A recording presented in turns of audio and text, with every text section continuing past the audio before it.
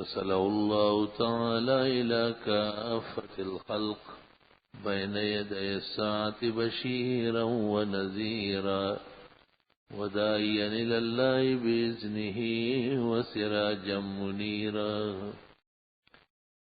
صلى الله تعالى عليه وعلى آله وأصحابه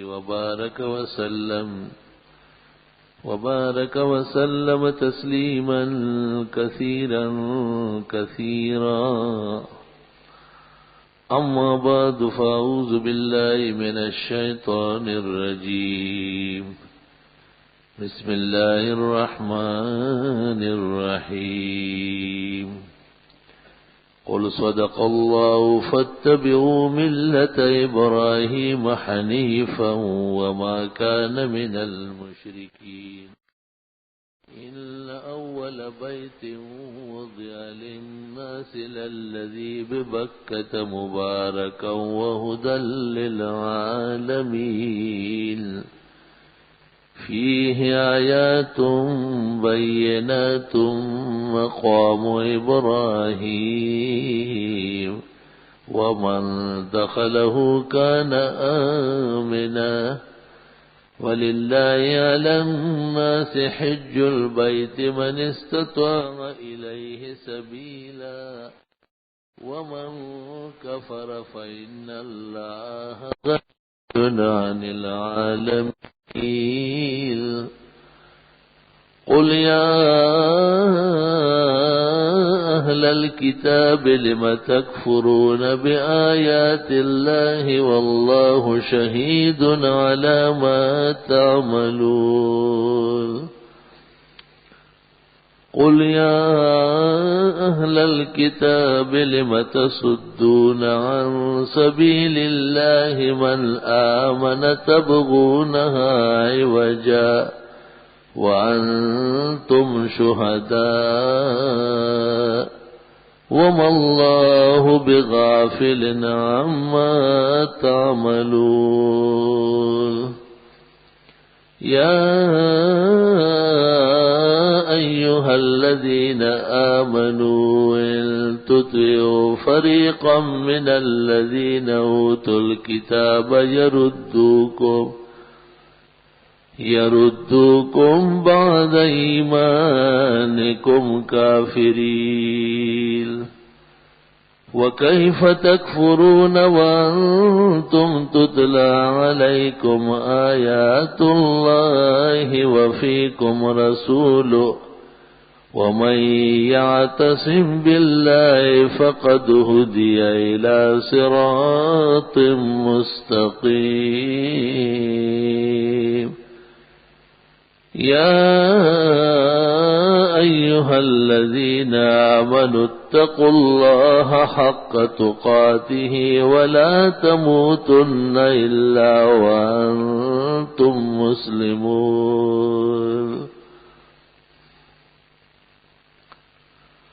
قال رسول الله صلى الله عليه وسلم: من وجد سعة ولم يحج فليمت يهوديا أو نصرانيا أو مجوسيا.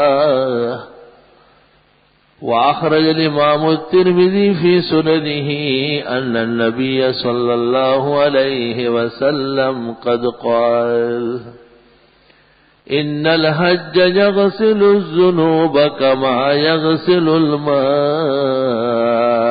الدرين. وقال رسول الله صلى الله عليه وسلم: الحج المبرور جزاؤه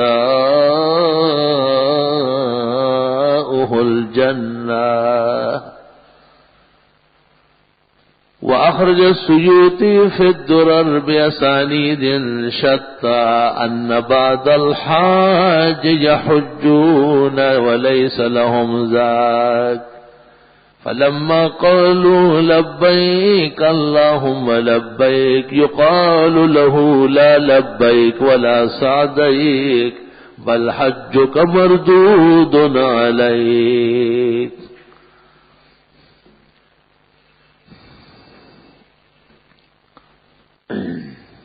درود شریف پڑھ لیں. اللهم صل وسلم على عبدك ورسولك محمد وعلى آله وأصحابه وبارك وسلم عليه. چو کعبہ قبلہ حاجات شد از دیار بعید.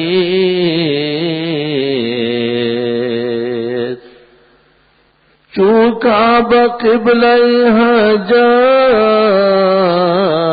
شد از دیار بعید. روند خلق بدیدارش از بسی فرسنگ. خریسا اگر بمکہ رود چون بیاید ہنوز خر باشد. دمکی پا بزرگئی کے شک نشتا ولی خر بحج نشی پا طواف.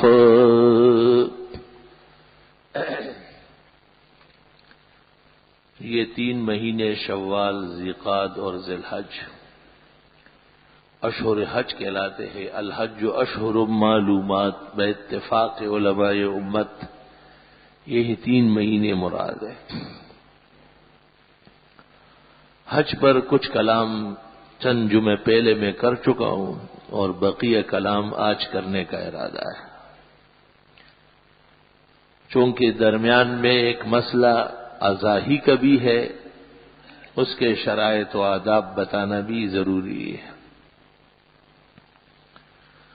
کچھ لوگ حج کے لیے جا چکے ہیں اور بہت سارے لوگوں کا جانا باقی ہے.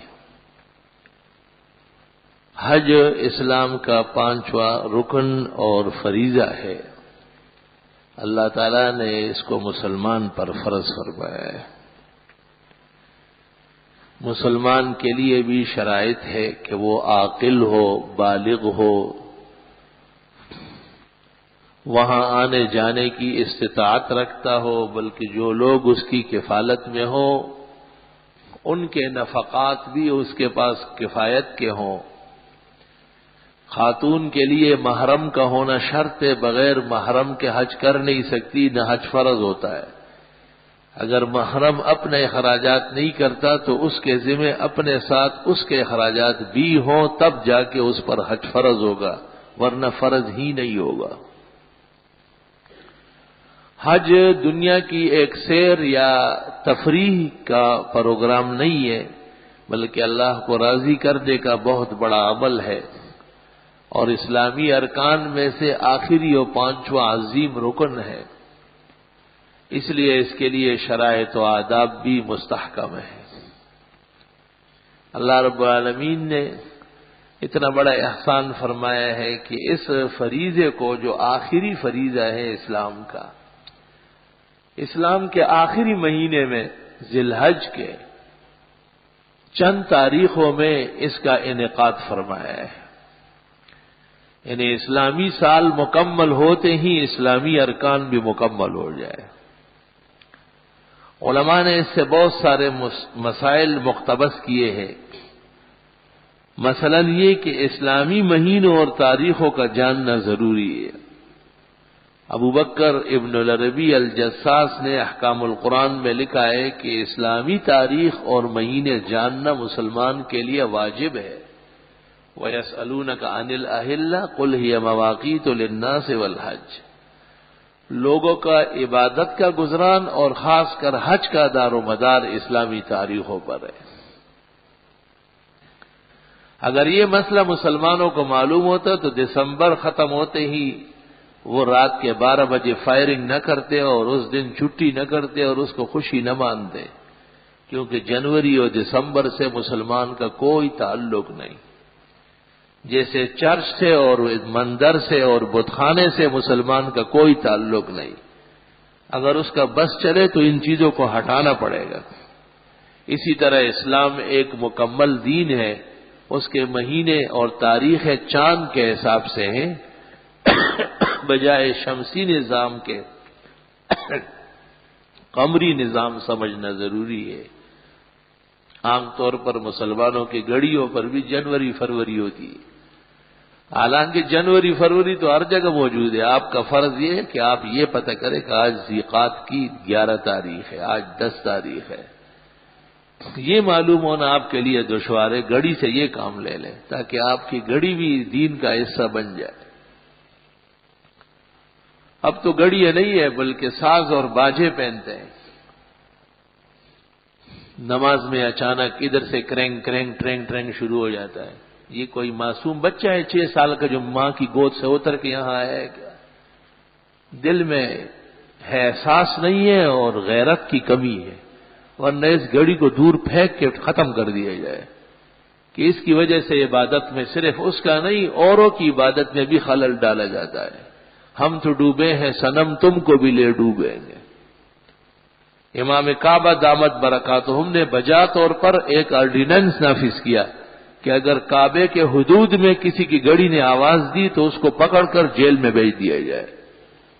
اگرچہ پھر بھی ایسے حیا اور شرم کے اکلوتے ہوتے ہیں جن کی گھڑی کی آواز آ جاتی ہے، لیکن بہرحال نظام درست رکھنا یہ اسلامی طور طریقے کے آداب میں سے ہے۔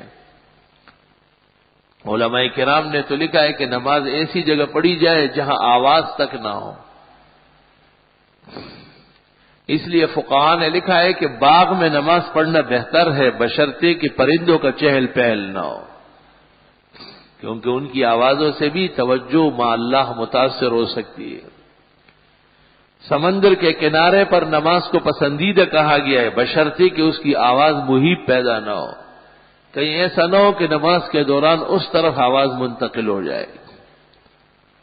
اور نمازیوں کے لیے بے شمار آداب و احترام، مسجد کے اندر ذکر بالجہر کو منع کیا ہے کہ لوگوں کی نماز میں خلل واقع نہ ہو جائے۔ اور یہ جماعت میں شریک ہے اور اس درمیان میں اس کے پاس الارم بجنے لگا اور یہ بڑا لکھا پڑا ہے، اس نے بڑی اچھی گھڑی پہنی ہے، شرم تم کو مگر نہیں آتی۔ نماز کے لیے آتے وقت ساز اور گانے بجانے والی چیزیں بند کر دی جائے، اس کو گھر پر رکھ لے، پھر بھی مسجد کا راستہ نہیں بھولیں گے۔ اور اتنی گھڑی مسجد میں ہوگی کہ جماعت انشاءاللہ ٹائم پر کھڑی ہو جائے گی۔ اللہ تعالیٰ کی عبادت، اللہ سے تعلق، وہ کس قدر اہم مرحلہ ہے۔ بعض احادیث میں وارد ہوا تھا کہ اگر نمازی کے سامنے سے خاتون گزرے یا نمازی کے سامنے سے کتا گزرے یا گدھا گزرے تو نماز متاثر ہو جائے گی۔ اگرچہ ام المومنین حضرت عائشہ نے اور بعد میں جمہور فقہاء نے اس کا رد کیا، لیکن مقصد یہی تھا کہ ان چیزوں سے توجہ خراب ہو سکتی ہے، اور ان چیزوں سے وہ مناجات جو ایک نمازی اللہ تعالیٰ کے ساتھ کرتا ہے نماز کے دوران، وہ متاثر ہو جاتی ہے۔ کبھی نماز کے بارے میں خیال ہوا ہے کہ نماز کیا چیز ہے؟ یہ کوئی پریڈ نہیں ہے کہ اٹھک بیٹھک ہو گئی۔ لوگوں نے کہا ہے نا کہ اگر کوئی شخص یہ چاہے کہ اللہ تعالیٰ اس سے باتیں کرے تو وہ قرآن شریف شروع کر لے۔ قرآن اللہ کا کلام ہے، اللہ متکلم ہے اس میں۔ اور اگر کوئی یہ چاہے کہ وہ اللہ سے بات کرے تو نماز کی نیت باندھے۔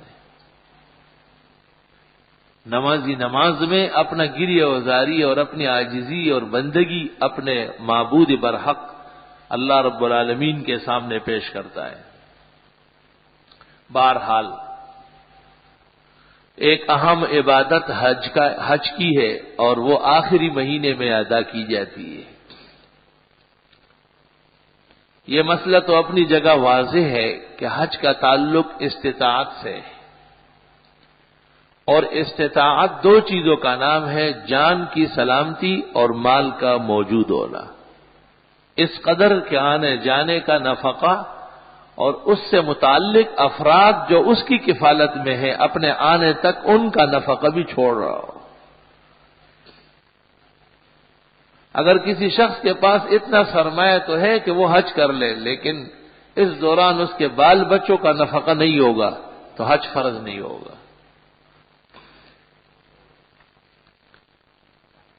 اگر کسی شخص کے پاس اتنا نفقہ تو ہے کہ وہ صعوبت کا سفر اختیار کر لے، جیسے چند سال پہلے سمندری جہاز جاتے تھے، اس میں کرایہ کم ہوتا تھا، اخراجات کم ہوتے تھے، تکلیف زیادہ تھی، تو علماء نے لکھا ہے کہ تکلیف کا سفر فرض ہے، وہ سہ لے، لیکن حج وقت پر کر لے۔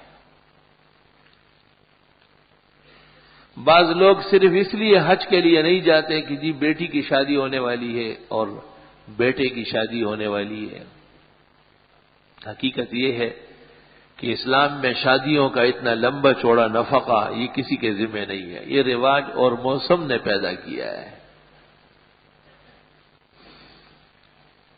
اسلام میں تو متعلقین کا نفقہ 3 چیزوں کا نام ہے۔ ایسا رزق متوسط جس سے وہ گزرانی زندگی کر سکے، اور گزارا بھر لباس اور سر چھپانے کی جگہ گھر، النفقہ والکسوہ والسکنہ، فقہاء 3 چیزیں لکھتے ہیں۔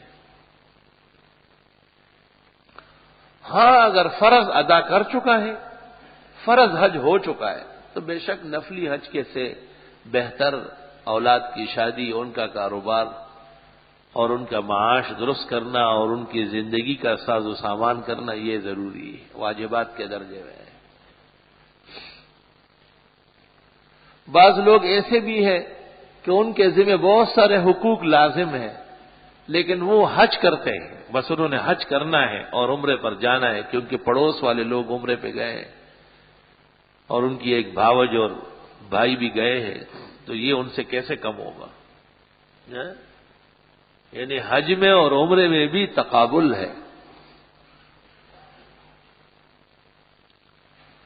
میں نے ایک شخص کو کہا کہ مسجد بن رہی ہے، آپ 2-3 آدمیوں کو لے کے عمرہ کر رہے ہیں، تو 1.5-2 لاکھ روپے خرچ ہوتے ہیں کم از کم، یہاں دے دو۔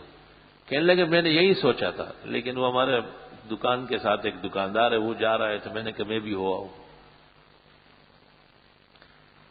میں نے کہا کہ دکاندار کو جانے دے اور آپ اللہ کے گھر میں پیسے دے دے، یہ عمرے اور حج تو ہمیشہ ہوں گے، لیکن مسجد روز نہیں بنتی، اور جہاں آپ 5 وقت نماز پڑھتے ہیں، دین سیکھتے ہیں، اس کا کتنا حق ہے آپ پر۔ خیر وہ سمجھ گیا اور باز آ گیا، لیکن عمومی فضا اس طرح بنی ہوئی ہے۔ اسلام بہت ہی عجیب مذہب ہے۔ حدیث میں ہے کہ ایک شخص نے جناب رسول اللہ صلی اللہ علیہ وسلم سے عرض کیا کہ یا رسول اللہ اکتتبت فی غزوۃ کذا وامراتی حاجۃ۔ حضرت آپ نے غزہ میں جن لوگوں کے نام لکھے میرا نام بھی آ گیا، اور بیوی کا حج کا ارادہ ہے، تو اب میں کیا کروں؟ آپ نے ارشاد فرمایا حجی معہا، بیوی کے ساتھ حج پہ چلے جاؤ۔ محدثین کا اتفاق ہے کہ یہ فرض حج ہے، کیونکہ بہت ساری اسلامی روایات کے پیش نظر خاتون کے لیے فریض حج کے بعد مزید حج کرنے کی ضرورت نہیں ہے، کیونکہ اس کے حجاب اور ستر سے وہاں کا نظام متصادم ہوتا ہے۔ اور ایسا نہیں ہے جیسے لوگ سمجھتے ہیں کہ حج میں پردہ نہیں ہے، یہ سمجھتے بھی وہی لوگ ہیں جن کے ہاں یہاں بھی پردہ اتر چکا ہے۔ حج تو اللہ تعالیٰ کو راضی کرنے کی عبادت ہے، تو اللہ تعالیٰ کو ناراض کرنے کا مسئلہ کیسے پیدا ہو؟ کچھ تو سوچنا چاہیے تھا۔ حقیقت یہ ہے کہ جو عورتیں عام طور پر پردہ نہیں کرتی ان کو حج میں پردہ کرنا چاہیے، اور حج اور عمرے کے بعد مجال ہے کہ ان کی کیفیت بے پردہ عورت جیسی ہو جائے، اور اللہ تعالیٰ کے احکام کے خلاف وہ بغاوت کر لے، اس کی اجازت نہیں ہونا چاہیے۔ امام اعظم امام ابو حنیفہ رحمۃ اللہ علیہ نے جب یہ مسئلہ بیان کیا کہ عورتیں مسجد میں نماز باجماعت میں نہ آیا کریں، تو امام ابو یوسف نے کہا کہ حضرت بوڑھی عورت کو فجر میں اور عشاء میں تو آنے دیں. تو حضرت نے فرمایا کہ نہیں، اس میں بھی خطرہ ہے. اور مشہور عبارت جو الاختیار میں ہے، حضرت نے کہی کہ لکل لاحقہ لکل ساقط لاحقہ، بوڑھی کو تنگ کرنے کے لیے کہیں سے بوڑھا نکل آئے گا. یہ مفروضے نہیں ہے، یہ حقائق واقعہ ہے. کچھ دنوں بعد پتہ چل گیا کہ ایسے ایک بوڑھی اور ایک دوسرے محلے کا بوڑھا دونوں غائب ہو گئے. تو امام ابو حنیفہ کی خدمت میں مسئلہ آیا تو آپ نے فرمایا یہ امام ابو یوسف حل کرے گا، میں منع کرتا تھا کہ نہ آیا کرے.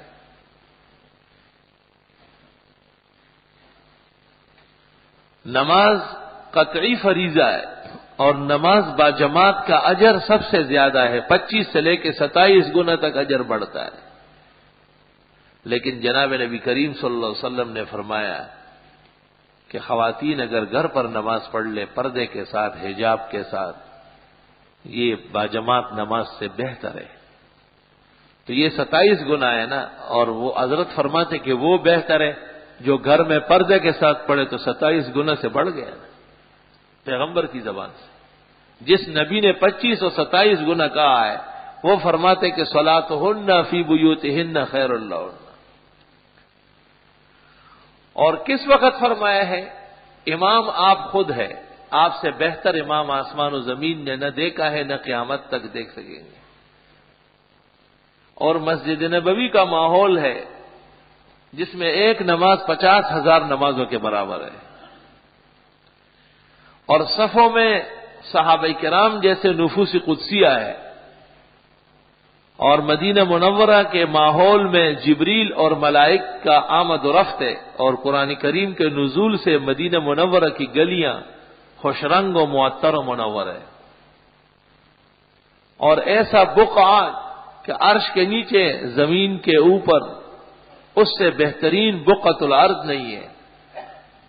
اس ماحول میں جناب رسول اللہ صلی اللہ علیہ وسلم فرماتے ہیں کہ عورتوں کی نماز گھر میں یہاں کے مقابلے میں، میرے پیچھے پڑھنے کے مقابلے میں، ابو بکر و عمر والی صفوں میں، مدینے کی گلیوں سے گزر کے آنے والی عورتیں، ان سب سے بہتر و افضل یہ ہے کہ وہ گھر پر پڑھ لیں. قیاس قدز گلستان امام بہار مرا. ذرا عقل کے زاویے سے سوچا جائے کہ پیغمبر نے امت کو حجاب اور پردہ کس حق اور کس حد تک تاکید کر کے نصیب فرمایا ہے. یا ایھا النبی، اے پیغمبر، قل لازواجک وبناتک ونساء المؤمنین یدنین علیہن من جلابیبہن. اے پیغمبر اپنی بیویوں اور بیٹیوں سے فرمائے اور امت کی تمام عورتوں سے، مسلمان عورتوں سے، یدنین علیہن من جلابیبہن، اپنے اوپر بڑی بڑی چادریں اور برقعے ڈالے. ذالک ادنی ان یعرفن فلا یؤذین. یہ اصیل اور خاندانی اور پاک دامن عورت کی ایک شان ہے. وقرن فی بیوتکن، اے پیغمبر کی بیویوں اپنے گھروں میں رہو. ولا تبرجن تبرج الجاہلیت الاولی، زمانے جاہلیت کی عورتوں کے طرح بے پردہ بے محابہ عطر خوشبو لگا کر باہر نہ نکلو. چنانچہ مسئلہ ہے کہ مرد ایسی خوشبو لگائے جس میں مہک ہو اور رنگ نہ ہو، اور عورت ایسی خوشبو لگائے جس میں رنگ ہو اور مہک نہ ہو. کیونکہ ابو داؤد کی حدیث میں ایک عورت جب خوشبو لگا کے باہر نکلتی ہے اور اجنبیوں کے پاس سے گزرتی ہے، فَهِيَ كَذَا وَكَذَا وَكَذَا، اے زانیہ زانیہ زانیہ. پیغمبر رحمتوں کی زبان سے فرماتے ہیں کہ یہ بدکار بد چلن عورت ہے. سزائیں بھی ساتھ ساتھ ذکر ہوئی ہیں. انما یرید اللہ لیذہب عنکم الرجس اہل البیت ویطہرکم تطہیرا. اللہ اس طرح تمہیں پاک صاف کرنا چاہتے ہیں. حجاب اور پردے سے پاکی آئے گی اور بے حجابی سے ماحول گدلا ہو جائے گا. عورتیں پوچھتی ہے کہ ہم گھروں میں بند ہو جائیں گے, آپ ایسی تقریریں کرتے ہیں تو ہم کریں گے کیا, کیونکہ وہ تو باہر سیر سپاٹے کی عادی ہوئی ہے. وہ بجا طور پر یہ پوچھتی ہے کہ ہم گھر میں کیا کریں گے. تو قرآن کہتا ہے وَأَقِمْنَا الصَّلَاةَ, نمازوں کی پابندی کر لو, وَآتِينَا الزَّكَاةَ, زکاتوں کا خیال رکھو, وَأَطِعْنَا اللَّهَ وَرَسُولَهُ, اللہ اور رسول کی اطاعت و فرمان برداری بجا لاؤ. یا رب وَاذْكُرْنَ مَا يُتْلَى فِي بُيُوتِكُنَّ مِنْ آيَاتِ اللَّهِ وَالْحِكْمَةِ, اور اپنے گھروں میں قرآن اور سنت کا درس جاری کر لو. من آیات اللہ سے مراد قرآن ہے, حکمت سنت اور فقہ ہے. آیت سے پتہ چلتا ہے کہ خواتین کے لیے گھروں میں دین کا درس, دین کا بیان, دین کے حلقے کا قیام ضروری ہے. وَكَانَ اللَّهُ لَطِيفًا خَبِيرًا, اللہ باریک بین اور سب چیزوں سے آگاہ ہے. جو مسائل, جو پریشانیاں ہم پر سالوں بعد واضح ہوگی, اللہ کو پہلے پتہ ہے. ایک تفسیر لطیف کا. دوسری تفسیر یہ ہے کہ لطیف کے معنی یہ ہے لطف سے ہے, لطافت سے ہے. یعنی اللہ نے یہ احکام جو دیے ہیں پردے کے, عورتوں کو گھر میں رکھنے کے, گھر سے باہر نہ نکلنے, یہ شدت نہیں ہے, مہربانی کی وجہ سے. جیسے ایک معصوم بچہ سخت ٹھنڈ میں, بارش کے ماحول اور تیز و تند ہوا میں باہر جانے کے لیے روتا ہے اور ماں نہیں جانے دیتی, کیونکہ اگر وہ باہر چلا جائے تو نمونیا ہو جائے گا. اللہ, اس دن ایک لکھا پڑھا آدمی آیا, اخبارات میں مضامین اس کے شائع ہوتے ہیں, تو اس کو خیال ہے کہ میں بھی کوئی عالم ہوں. تو میں نے اس سے پوچھا کہ اس دن آپ نے ایک سوال کا جواب دیا ہے, وہ جواب صحیح نہیں دیا ہے. آپ سے پوچھا گیا کہ بھئی اجنبی عورت سے سامنے ہو کر کوئی چیز لینا دینا, تو آپ نے کہا جائز ہے. کہنے لگا بس ایک چادر اور برقع ڈھکا ہوا ہو. میں نے کہا نہیں, یہ جو گھروں سے بنگلوں سے بڑی بڑی عورتیں باہر آ کے سبزی والے اور مونگ پلی والے کے ساتھ 10-10 منٹ ہنس کی کڑی رہتی ہے, اس کا جواب آپ نے کیا دیا ہے؟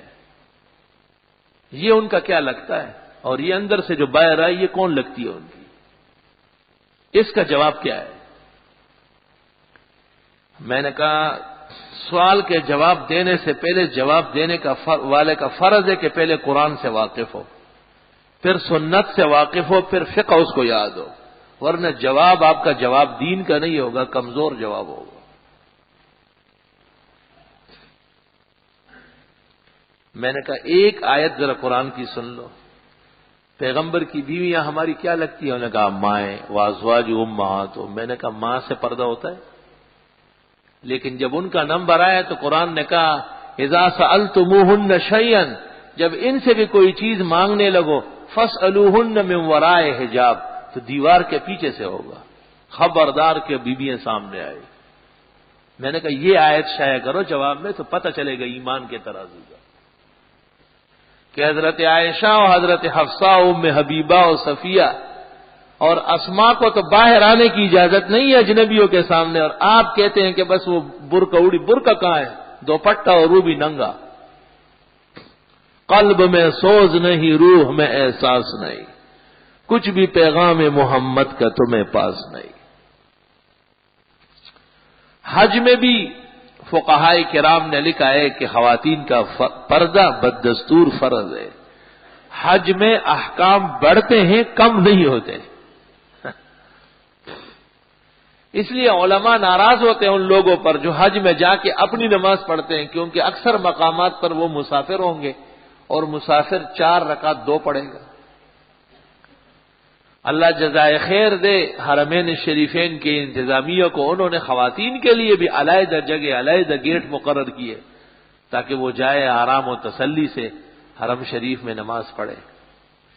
اگرچہ بہت سارے علماء اس پر ناراض ہیں اور ان کا کہنا یہ ہے کہ حرم شریف میں خاتون طواف کے لیے جا سکتی ہے، نماز کے لیے نہیں۔ حقیقت تو حج نام طواف کا ہے نا، نماز کا نام نہیں ہے۔ نماز وہاں تبعاً ہے، اصالتاً تو ایک مرد یا ایک عورت حج کا سفر کر دے، اور جیسے ہر سفر میں نماز فرض ہے تو وہاں بھی فرض ہے۔ اور اگر دکم پیل اور رش اور پریشانی اور بے حجابی کا اندیشہ نہیں ہے تو خواتین حجاب اور پردے کے ساتھ کسی قریبی جگہ میں آ کر کے نماز پڑھ کے فارغ ہو جائے۔ ورنہ ہم تو یہ سمجھتے ہیں کہ دکم پیل اور رش میں خواتین حرم میں آنے کے بجائے اگر ہوٹلوں سے نیت کر کے نماز پڑھ لے تو صدہا اجر ملے گا، اور وہ حدیث اسی ماحول میں تو آئی ہے جس میں پیغمبر فرماتے ہیں ان کی نماز ان کے گھروں میں بہت بہتر نماز ہے۔ کئی قسم کے نقصانات ہیں۔ حج کا فریضہ اخیر میں کیوں رکھا گیا؟ 12ویں مہینے میں، کیونکہ یہ مشکل کام ہے۔ ہر عبادت گھر پر ہو سکتی ہے، روزہ رکھ سکتے ہیں، زکوٰۃ دے سکتے ہیں، نماز مسجد محلے میں پڑھ سکتے ہیں، لیکن حج کے لیے دور و دراز جانا پڑتا ہے۔ یہاں تک مسئلہ لکھا ہے کہ اگر کوئی شخص یہاں کراچی میں ہے اور وہ خود ناتوان ہو گیا، جسم و جسمانیت کے اعتبار سے بڑھاپا غالب آیا، بیماری ہے اور حج فرض ہو چکا تھا، کر نہ سکا، تو اپنی جگہ کسی کو روانہ کر لے۔ بہتر یہ ہے کہ کسی ایسے شخص کو بھیجے جو حج کر چکا ہو تاکہ غلطیاں کم کر لے۔ لیکن اگر اس نے حج نہ بھی کیا ہے تو فقیہ الہند مولانا رشید احمد گنگوئی رحمت اللہ علیہ نے زبدۃ المناسک میں آخری فتویٰ جواز کا دیا ہے۔ جیسے ایک زمانے میں حج تمتع سے حج بدل کو والے کو منع کرتے تھے، اب علی الاطلاق فتویٰ ہے جواز کا، کیونکہ قران اور افراد بظاہر مشکل ہے بہت۔ تو بھئی جس شخص پر حج فرض ہوا ہے وہ کراچی میں رہ رہا ہے، اور کراچی سے ایک آدمی روانہ کرنا ضروری ہے۔ کراچی سے ایک آدمی روانہ ہوا اس کے لیے حج کرنے، جب وہ جدہ پہنچا تو اس کا انتقال ہو گیا۔ اب دوسرا آدمی کہاں سے روانہ ہو جائے؟ بیشتر فقہا کہتے ہیں دوسرا پھر کراچی سے روانہ ہو جائے، لیکن یہ بہت مشکل ہے ڈبل سفر کروانا۔ تو اجازت دے دی کہ چلو اب اس کی جگہ دوسرا جدے سے چل پڑے۔ اس سے ان لوگوں کی غلطی اور تجارتی خیالات کا رد ہو رہا ہے جو حرمین میں رہتے ہیں اور پاکستان کے لوگوں سے کہتے ہیں کہ مجھے 40,000 اور 50 دے دو، آپ کی طرف سے میں نے حج کر لیا۔ یہ حج نہیں ہے، یہ آپ کی طرف سے تجارت ہو گئی ہے۔ حج کے لیے تو جس جگہ مومن پر حج فرض ہوا ہے اس سرزمین سے روانگی شرط ہے۔ ہر مسئلے میں 100 غلطیاں موجود ہیں، ہر مسئلے۔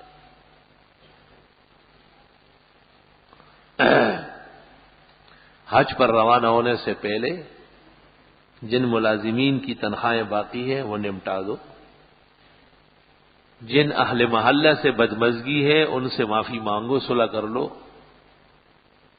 جن کا حق تم نے دبایا ہے وہ دے دو، اور جنہوں نے آپ کا دبایا ہے ان کو معاف کر دو، یا دل سے کہو کہ چلو میں نے ان کو نرم کیا ہے، جب ان کے پاس ہوگا تو میں لے لوں گا، تاکہ اللہ کا غضب آپ پر کم ہو جائے اور رحمتوں کا نزول ہو جائے۔ مجھے اچھی طرح یاد ہے، ہم چھوٹے تھے اس وقت، کتابیں نہیں پڑھتے تھے۔ ہمارے علاقے میں ایک بزرگ آدمی حج کے لیے روانہ ہو گیا، پھر چند دنوں بعد پتہ چلا کہ وہ نہیں گیا۔ تو میں نے پوچھا کہ کیوں نہیں گیا؟ تو انہوں نے کہا کہ ان کی ایک بہو روٹی ہوئی ہے۔ انہوں نے بہت جرگے لے کے گئے لیکن وہ راضی نہیں ہوئی، اور انہوں نے کہا میں نہیں آؤں گی۔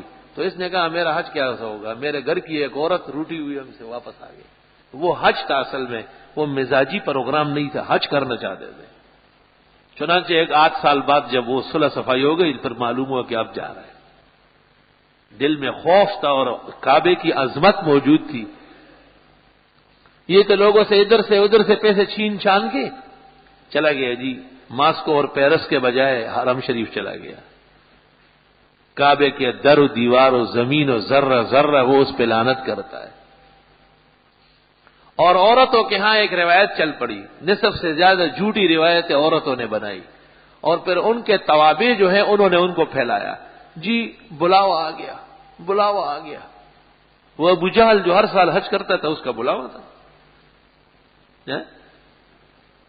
اور وہ دنیا کے زنادقہ اور ملاحدہ جو جا کے حج کرتے ہیں وہ بلا رہے ہیں. اور وہ بٹو جو ہر سال 200 آدمیوں کو جنرل یا 300 کو بھیجتا تھا وہ بلاوے تھے ان کے، اپنے گھر سے بھیج دیتے، پتہ چل جاتا.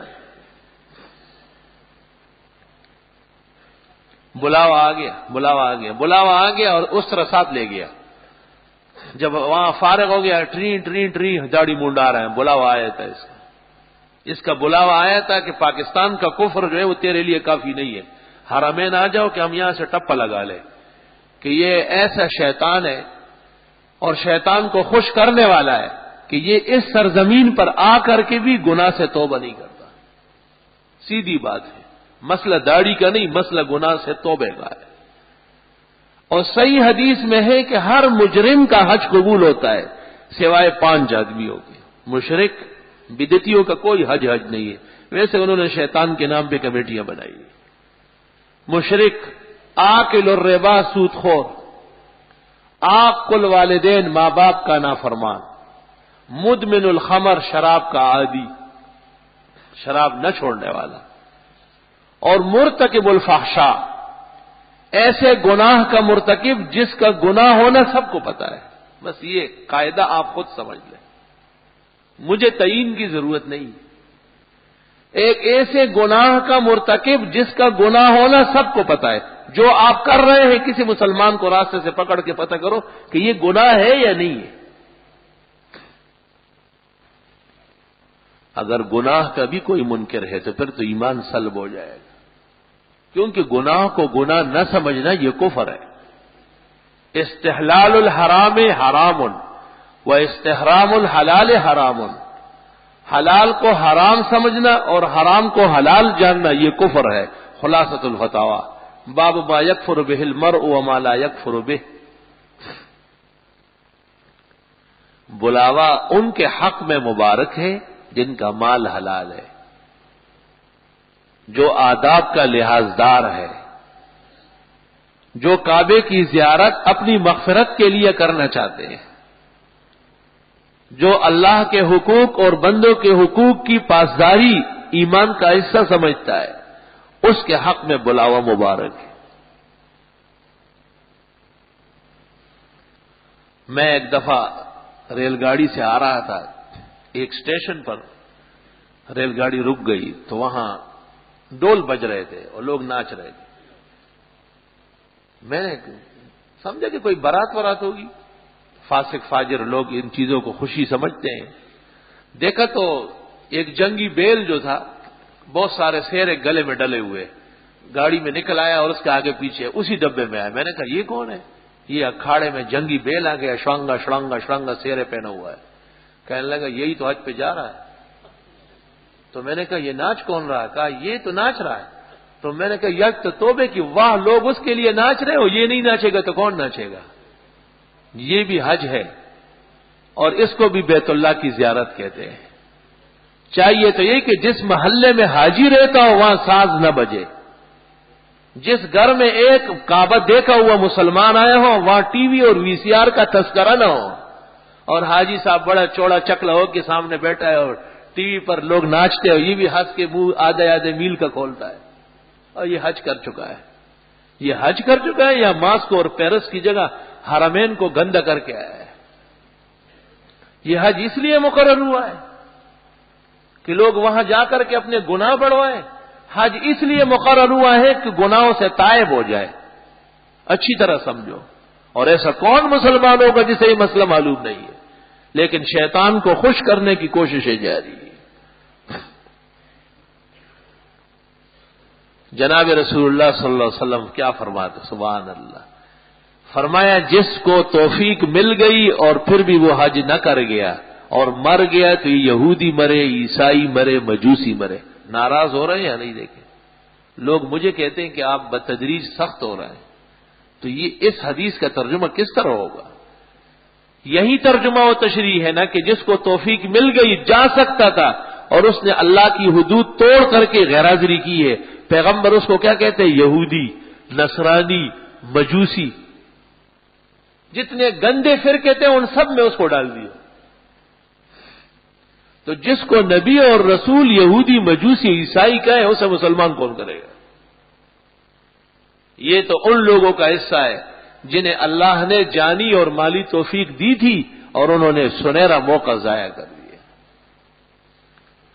بندوں کا عذر ان کے اللہ کو معلوم ہے، ہم ان کے اور اللہ کے درمیان حائل ہونے کی استطاعت نہیں رکھتے۔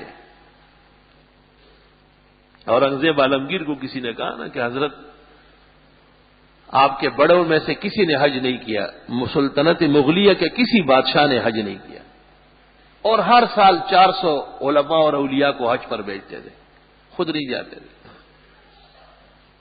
تو اورنگزیب نے جواب نہیں دیا، جب کہا حضرت آپ اتنے بڑے عالم اور حافظ الحدیث ہے اور حافظ قرآن ہے، عابد زاہد، آپ بھی حج نہیں کرتے، تو فرمایا آپ مجھے کیوں بے آبرو کرتے ہیں؟ ہم تو ترکیہ سے چند چادروں میں آئے تھے، ہمارے پاس پیسے کہاں تھے؟ کہا یہ تو یہاں کے لوگوں کی دولت و جائیداد ہے، ہم تو صرف حکومت جانتے ہیں، ہماری مثال اس مسکین کی ہے جس پر شاہانہ شال پڑا ہوا ہو، وہ اس لیے کہ حلال و حرام جانتے تھے۔ حلال و حرام جب آدمی جانے تو قدم رکھتے ہوئے پہلے اس کو جہنم کی آگ نظر آتی ہے، ورنہ 6 لاکھ جزیات پر مشتمل فتاوی عالمگیری لکھا جا رہا تھا۔ تو اسلام آباد والے مولوی ہر جگہ نہیں ہوتے، ان کو کہہ دیتے تو وہ وہاں سے لے کے وہاں تک سب ان کے لیے حلال کر لیتا کہ بادشاہ سلامت تو بس حلال خوروں کا خزانہ ہے، لیکن بادشاہ خود بہت بڑا عالم تھا، بہت بڑا عالم۔ انہوں نے قابل فخر اعمال جو لکھے تو اس میں یہ بات کہی ہے کہ جب میری کتاب عالمگیری میرے دور میں مکمل ہو گئی، فقہ حنفی کا بہت بڑا قانون لکھا، 500 فقہا کا بورڈ بٹھایا گیا تھا، 300 علماء ہند سے مراد برما اور رنگون سے کاشغر و غزنی تک سب لوگ، یہ سارا ہندوستان ہے، اورنگزیب کا ہندوستان ہے، اور 200 علماء حجاز و عراق، یہ 500 مہمان تھے، اور 3 سال کے عرصے میں فتاوی عالمگیری 6 لاکھ جزیات مکمل ہو گئے۔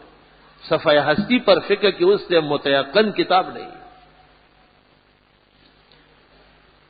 تو جب یہ کتاب مکمل ہو گئی تو 200 علماء حجاز کے جو آئے تھے عراق کے، بادشاہ نے ان کو تو سونے سے تولا اور سونا دے دیا، قبول کر کے انہوں نے واپس دربار میں رکھا اور کہا ہم ثواب کے لیے آئے تھے، آپ کا احسان ہے، آپ نے ہمیں دینی کام میں شریک کیا، ہم آخرت کے اعمال پر دنیا نہیں لیں گے۔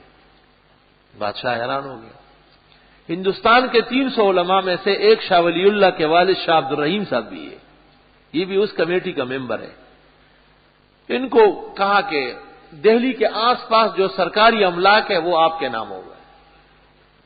تو شاہ عبد الرحیم صاحب نے ٹھیک ہے، بہت اچھا، جزاکم اللہ خیرہ، اللہ بادشاہ سلامت کے سائے کو دیر تک قائم رکھے۔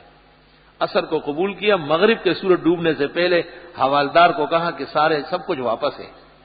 وہ بادشاہ کے حکم کی تعمیل میں نے ہاں کیا، ہرگز ہم دینی خدمت پر کوئی اجر نہیں لیں گے، ہم تو اس کا اجر اللہ سے لیں گے۔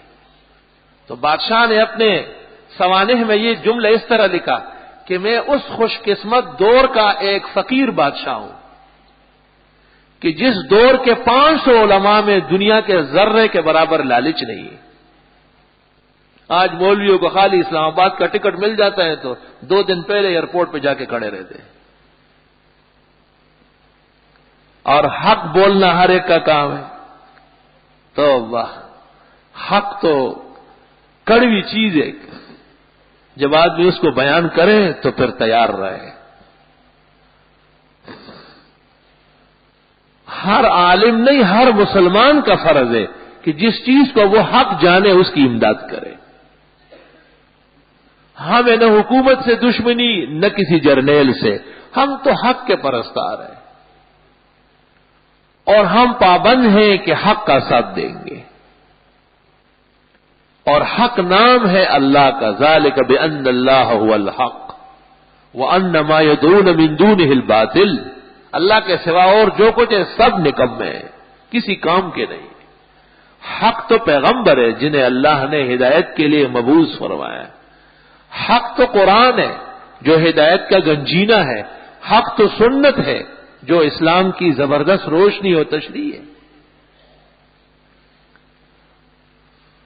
ہمارے حاجی دوست حج کرنے تشریف لے جاتے ہیں اور جب حج سے فارغ ہو جاتے ہیں تو کچھ تحفت وہاں سے لے کے آنا چاہیے. میں نے ایک حاجی کو یہاں محلے میں کہا تحفہ لے کے آؤ، تو وہ میرے لیے 1 درجن رومال لے آیا، 2 جبے لے آیا اور بڑے تحفے. میں نے کہا نہیں، یہ تو میرے لیے لائے، اپنے لیے کیا لائے؟ تو جب میں نے یہ کہا تو 2 قدم پیچھے ہو گئے. میں نے کہا یہ کیسے قبول ہوں گے؟ تحفہ تو وہ ہے جو آپ کو زیور دے، آپ کو مزین کر لے، چہرے پر داڑھی رکھ لے، نمازوں کی پابندی شروع کر لے، گھر کی بیویوں کو شرعی چادر اور برقع اڑا دے، ٹیلی ویژن اور وی سی آروں کو گھر سے نکالے، ڈرامے اور ناول اور فنکاروں کی دوستی اور محبت سے کعبہ کے اور حتیم اور ملتزم کے درمیان میں توبہ کرے اور اللہ سے عہد کرے کہ آج کے بعد میں یہ دوزخیوں کے اعمال نہیں کروں گا. اور بچوں اور بچیوں کو دنیا کی ہر تعلیم دے، ہر فن سکھائے، مگر انہیں مسلمان رکھنے کی بنیادی کوشش کرے.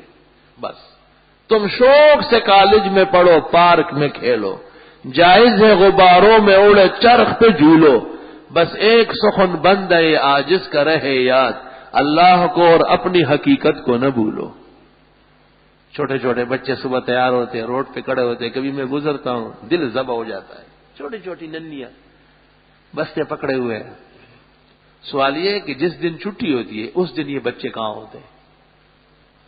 یہ چھوٹے چھوٹے ننھے اور ننھیاں یہ اسکول کے لیے اور انگریزی تعلیم سیکھنے کے لیے روڈ پہ کس کی ہدایت پہ کھڑے ہیں؟ یہ ماں باپ کی فرمائش ہے یا نہیں؟ ان میں سے چھوٹے چھوٹے ننھے ننھے فجر کی نماز میں بھی کبھی لاتے ہیں آپ، جس کے لیے اعلان ہوا ہے کہ الصلاۃ خیر من النوم. بھائی دنیا کے جائز شعبے، جائز امور سب جائز ہے اور مسلمانوں کو حاصل کرنا چاہیے کہ مسلمان کافر سے اور غیر سے کسی چیز میں پیچھے نہ ہٹے، لیکن مسلمانی برقرار رکھنا یہ ضروری ہے. کہیں ایسا نہ ہو کہ دوسرے کے کرتب اور نقل اتارنے میں اپنی چال چلن بھول جائے، اس کی اجازت نہیں. اللہ امام العصر ابو حنیفہ ہند بخاری زمان حضرت مولانا سید انور شاہ کشمیری رحمت اللہ علیہ چھوٹے بچے تھے. ان کے والد صاحب رات کو تہجد کے لیے اٹھتے تھے تو یہ بھی اٹھ کے کھڑے ہو جاتے تھے. والد صاحب تہجد پڑھ کے فارغ ہوتے، پھر جب دعا کرتے تو ان کے ہاتھ بھی کھول کے کہ تم بھی دعا مانگو کہ یا اللہ اپنی رضا و خوشنودی کا علم نصیب فرما. آج اس لیے یہ فیصلہ ہے کہ ہندوستان کے سرزمین پر ان سے بڑا محدث نہیں آیا کوئی. بھائی یہ ہمارے اعمال ہے، ہمارے مذہب کی ادائیں ہیں، ہم مسلمان ہیں اور ہمارے اللہ اس سے خوش ہوتے ہیں اور رسول اللہ صلی اللہ علیہ وسلم تاکید کر گئے. یہ صرف افسانے ہیں جس کو 2-3 جمعے بعد ہم سنتے سناتے ہیں. یہ حقائق ہے، یہ بیش بہا موتیاں ہیں، لال و جواہر ہے، دونوں جہانوں کے خزانے ہیں. ان کی قدر شناسی بھی ضروری ہے.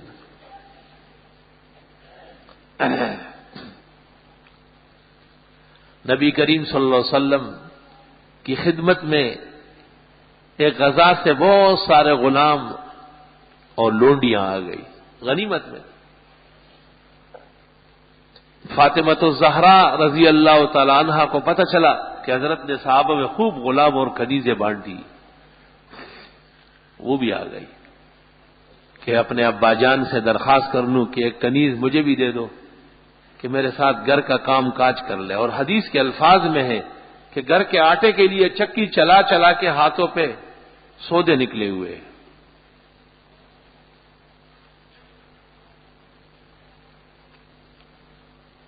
تو جب حضرت فاطمہ تشریف لے آئی، اتفاق سے حضرت صلی اللہ علیہ وسلم تشریف فرما نہیں تھے، باہر تشریف لے گئے۔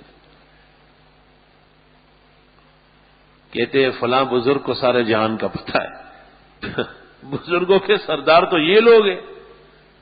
فاطمہ الزہرا حدیث میں ہے قیامت کے دن جب فاطمہ آئے گی تو اللہ اعلان کرے گا کہ اے محشر والوں آنکھیں نیچے کر لو۔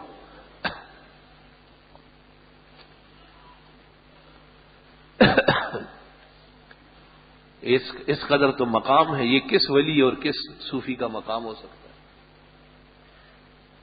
اے محشر والوں نگاہیں نیچے کر لو، رسول اللہ صلی اللہ علیہ وسلم کی بیٹی فاطمہ آ رہی ہے۔ وہ کیسی پردنشین تھی، کہتے گھر سے باہر 2 دفعہ گئی ہے، حضرت نے تو گھر کے ساتھ گھر دیا تھا، اور تیسری مرتبہ جانا جنازہ کا ہوا ہے۔ حضرت علی کو وفات کے وقت وصیت کی ہے کہ جنازہ رات کو اٹھانا، تاکہ جنازے کے اوپر جو چادر پڑی ہے وہ بھی اجنبی نہ دیکھے، اور یہ واضح رہے کہ حضرت صلی اللہ علیہ وسلم کی جتنی بیٹیاں فوت ہوئی اور جتنی بیویاں، سب کے جنازے راتوں کو اٹھے، دن کو نہیں اٹھتا تھا۔ اس اسلام کی عورتیں آج روڈوں پر اور بازاروں میں چھیل پھیل کر رہی ہیں، جن کی بڑی عورتیں اتنی قیمتی و بیش بہا ہے، اور اللہ نے اس اعزاز کو کیسے رکھا ہے کہ بروز محشر اللہ رب العالمین اعلان کرے گا کہ اے اہل محشر نگاہیں نیچے کر لو، فاطمہ آ رہی۔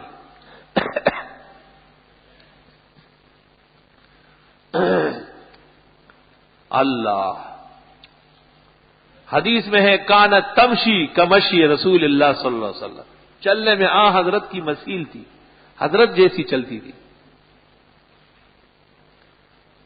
تو فاطمہ الزہرا حضرت کے گھر تشریف لے گئی، اس کو یہ پتہ نہیں تھا کہ اس وقت حضرت صلی اللہ علیہ وسلم موجود نہیں۔ تو دنیا کے درگاہوں کو کیا پتہ چلتا ہے، ہزاروں من مٹی کے نیچے۔ ام المومنین حضرت عائشہ کو بتایا کہ اس طرح کنیزیں بٹ رہی ہے، غلام بٹ رہے ہیں، ابا جان تشریف لائے تو بتا دے۔ بہت اچھا۔ حضرت صلی اللہ علیہ وسلم جب تشریف لے آئے، ام المومنین نے بتایا کہ فاطمہ آئی تھی اور اس طرح خواہش رکھتی تھی اور واپس تشریف لے گئی۔ حضرت رات کو جب کاموں سے صحابہ کے امور سے فارغ ہوئے تو حضرت فاطمہ کے گھر تشریف لے گئے۔ بخاری کی روایت ہے، مسلم میں بھی ہے۔ یہ دونوں اپنے اپنے پلنگ پہ سونے لگے تھے تو آپ نے فرمایا الا رسلکما، جیسے لیٹے ہو ایسے ہی رہو، خبردار کہ کوئی اٹھ بیٹھا۔ حضرت آ کے پلنگ پر، حضرت علی کے پلنگ پہ بیٹھ گئے، اور پھر ارشاد فرمایا کہ مجھے پتہ چلا ہے کہ فاطمہ آئی تھی اور کچھ کنیزوں کی ضرورت ہے۔ جی حضرت ابا جان۔ فرمایا کہ میں آپ کو ایک ایسی چیز بتانے آیا ہوں جو کنیز اور غلاموں سے بہت بہتر ہے۔ یہ سن کر دونوں بیٹھ گئے، یہ تو بیش بہا خزانہ دیا جا رہا ہے۔ فرمایا رات کو سوتے وقت بستر پر آنے کے بعد 33 مرتبہ سبحان اللہ پڑھو، 33 مرتبہ الحمدللہ، اور 34 مرتبہ اللہ اکبر۔ اس کو تسبیحات فاطمی جو کہتے ہیں وہ اس وجہ سے کہتے ہیں، وہ نمازوں کے بعد جو ہم پڑھتے ہیں وہ ایک اور واقعہ ہے، سعالی کا واقعہ، بخاری میں وہ بھی ہے، اور یہ وہ سنتیں جو تقریباً ترک ہو چکی ہے۔ ایک مری ہوئی سنت کو دوبارہ زندہ کرنا 100 شہیدوں کا ثواب ملتا ہے۔ تو آج جب بیان میں یہ سن لیے تو آج رات سے اس کو اپناؤ، 100 شہیدوں کا ثواب مل جائے گا گھر بیٹھے بیٹھے۔ لوگ کہاں کہاں پہنچے اور کتنی تکلیفوں میں ہیں، ثواب لے رہے ہیں، اور آپ کو ایک ایسی سنت جو ترک ہو چکی ہے اس کو اپنانے کی وجہ سے ثواب ملے گا۔ اور جہاں جہاں آپ کو اور مسلمان ملے ان کو آپ کھانا کھلاتے ہیں، چائے پلاتے ہیں، آئس کریم کھلاتے ہیں، تو ان کو اس سے بڑھ کر دولت بھی دینے کی کوشش کرے، یہ روایت سناؤ۔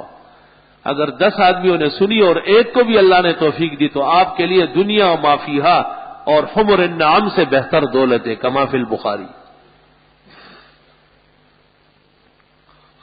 اب سوال یہ ہے کہ فاطمہ کو خدمت کے لیے اور گھر کے کام کاج کے لیے کنیز کی ضرورت تھی اور حضرت نے تسبیحات بیان فرمائی۔ ذرا سمجھنے کی بات ہے، اس کی وجہ یہ ہے کہ کنیز اور غلام کے ہاتھ بٹھانے سے دنیا کی تکلیف کم ہوتی ہے اور اللہ کی تسبیح و تکبیر سے اور تحمید کرنے سے دونوں جہانوں کی تکلیفیں کم ہوتی ہیں۔ غلام یا کنیز کے کام کاج کرنے سے اور گھریلو کام میں ہاتھ بٹھانے سے جسم کو راحت ہوتی ہے اور تسبیح و تحمید اور اللہ کو بستر پر یاد کرنے سے روح کو راحت ہوتی ہے اور روح اقوا ہے جسم سے اور بیشبہ ہے۔ تو پیغمبر کی نظر جسم پر نہیں روح پر ہے۔ اور دیکھو ایک کنیز یا غلام نے اگر آج ہماری بڑی آؤ بگت کی بڑے وفادار ثابت ہوئے تو چند سال بعد یا وہ نہیں ہوگا یا ہم نہیں ہوں گے، لیکن سبحان اللہ اور الحمدللہ اور اللہ اکبر کے جو خزانے ہیں وہ ہمیشہ ملتے رہیں گے۔ اور بہت ممکن ہے کہ پیغمبرانہ شفقت کے نتیجے میں جس سبحان اللہ الحمدللہ اور اللہ اکبر پڑھنے کی رات کو بستر پر تاکید آئی ہے، اس کے پڑھنے میں یہ تاثیر ہو کہ اللہ کنیز اور غلام بھی نصیب فرمائے۔ رموز مملکت خویش خسروا دانن، خدا کے راز و حکمت تو انبیاء جانتے ہیں۔ سوال یہ ہے کہ ایک بندے کو دنیا کی چیز کی ضرورت ہے، وہ اخروی چیز سے مطمئن کیسے ہوا؟ اس لیے کہ دنیا کا بے قیمت ہونا اور آخرت کا بیش بہا ہونا حضرت صلی اللہ علیہ وسلم منوا چکے تھے، سمجھا چکے تھے، یہ مقدمہ پہلے حل ہو چکا تھا۔ ایک شخص دعوت میں آیا، جگہ نہیں ہے، سب لوگ بیٹھے، وہ کبھی ادھر دیکھ رہے کبھی ادھر دیکھ رہے، پریشان ہے نا۔ مہمان آدمی کی تو یہ عزت ہوتی ہے کہ اس کو بیٹھنے کی جگہ ملے۔ آپ نے اس کو کہا کہ آپ میرے ساتھ بیٹھیں گے اور میں آپ کے ساتھ بیٹھوں گا، آپ کے لیے میں رہ رہا ہوں۔ اب اس کی تمام تھکاوٹ اور پریشانی عزت میں تبدیل ہو گئی، کیونکہ اسے یہ پتا ہے کہ جو عام لوگ بیٹھے ہیں یہ صاحب خانہ جب میرے ساتھ بیٹھے گا تو میری عزت دوبالا ہو جائے گی۔ آخرت کے اجر اور ثواب کا دنیا کی چیزوں کے مقابلے میں اس سے بڑھ کر حال ہے۔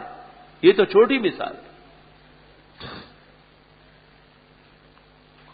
اللہ، اس لیے حج پر جانے والوں کی سعی اور کوشش اللہ مبارک فرمائے اور اللہ ان کے سفر کو آسان اور قبول فرمائے۔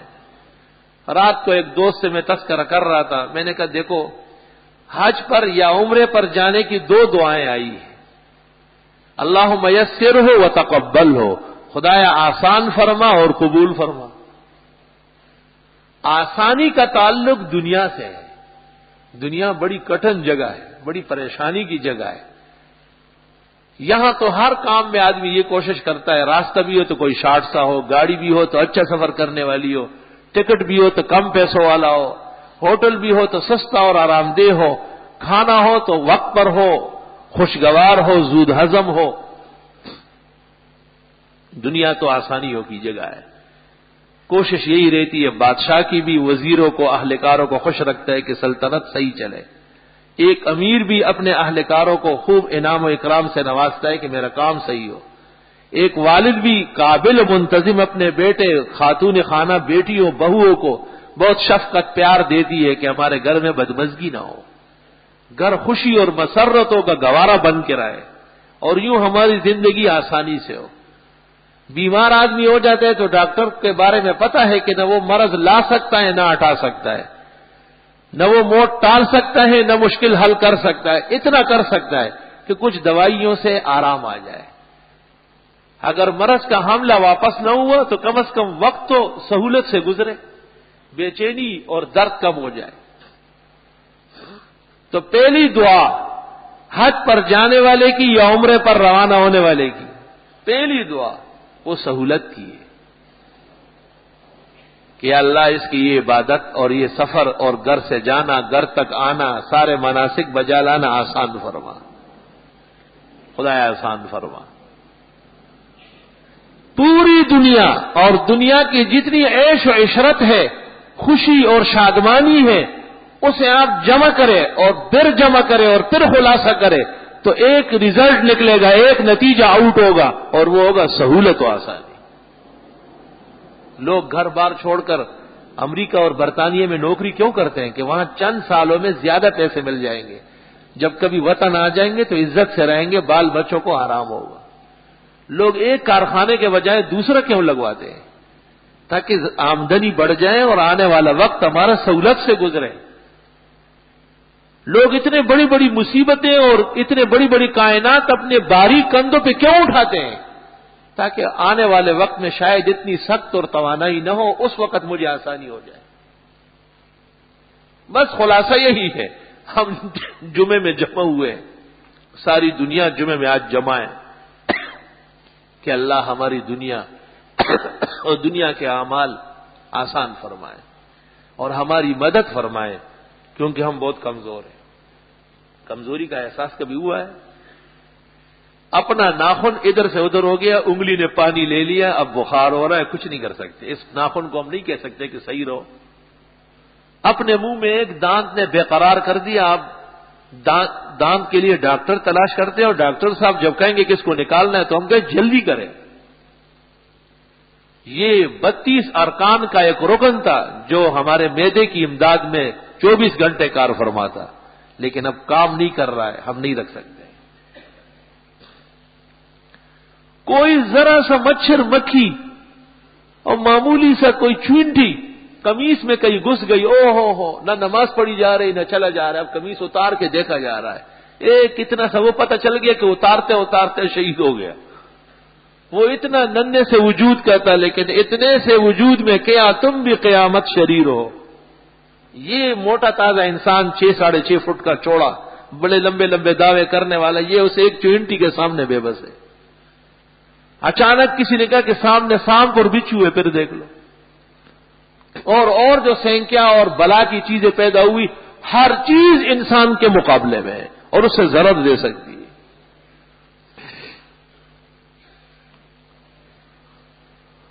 گاڑیاں ہماری سہولت کے لیے اللہ نے ہمیں دی ہے، لیکن پتہ چل جاتا ہے کہ آج گاڑی کے بجائے گاڑی والے کی لاش آ رہی ہے۔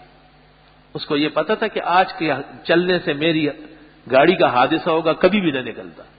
عجز، بندگی، بے بسی ہر لمحے ظاہر ہے، اور اللہ کی طاقت، قوت الوہیت، جلالت شان ہر گھڑی ایمان کی گہرائیوں سے آسمان و زمین اور ہر چیز اس کی گواہی دے رہی ہے۔ اس لیے پہلی دعا اتنے بڑے سفر حج اور عمرے کا، یا اللہ آسان فرما۔ دنیا تو پورا ہو گئی، آسان ہو گئی، اللہ سے مانگ لیا۔ اب دوسری بات باقی ہے، اور وہ ہے آخرت۔ آخرت میں وہ چیز کام آئے گی جو قبول ہو۔ نماز پڑھ لی، قبول نہیں ہوئی، کوئی فائدہ نہیں۔ روزہ رکھ لیا، قبول نہ ہوا، کچھ حاصل نہیں۔ زکوٰۃ دے دی گئی، قبول نہ ہو سکی، کیا فائدہ؟ حج جیسی بڑی عبادت میں بھی خوف و خطر ہے، تو دوسری دعا آخرت سے متعلق ہے، وتقبل ہو، خدایا آسان فرما اور قبول فرما۔ جو جانے والے ہیں اللہ ان کے لیے بھی آسان فرما، قبول فرما۔ جو اگلے سالوں میں جانے والے ہیں خدایا ان کے لیے بھی آسان و قبول فرما، اور خدایا حج اور اس سفر کے اغراض اور محاسن سے انہیں آگاہ فرما، اور ان کو اپنانے کی غیرت ایمانی اور توفیق عطا فرما۔ وآخر دعوانا الحمدللہ رب العالمین۔ آگے آنے کی کوشش اس وقت کرے جب سامنے نمازی نہ ہو، ورنہ جہاں بیٹھے ہیں وہی رہے، آواز ہر جگہ پہنچتی ہے۔ انہوں نے پوچھا ہے کہ بعد السلام عرض ہے کہ ہمارے والد صاحب قبلہ عبد الکریم سومرو کا 2 ہفتے قبل انتقال ہوا۔ وقت انتقال ان کی عمر 78 برس تھی۔ میرے والد آپ کے بہت گروید اور معتقد تھے۔ انتقال کے بعد ان کا جیسے دکھا کہ جس کمرے میں رکھا تھا اس کمرے میں ہمیں ہر وقت ان کی موجودگی کا احساس ہوتا ہے، اور کمرہ مکمل بند ہونے کے باوجود ہر وقت ٹھنڈا اور پرنور رہتا ہے، اور یہ احساس ہوتا ہے کہ کوئی اس کمرے میں آتا ہے اور جاتا ہے۔ بہت ممکن ہے کہ کرامتاً اللہ رب العالمین نے ان کے نیک اعمال کی وجہ سے اس کمرے کو منور و معطر فرمایا ہو۔ مرنے کے بعد اس دنیا میں قیامت سے پہلے کوئی نہیں آ سکتا۔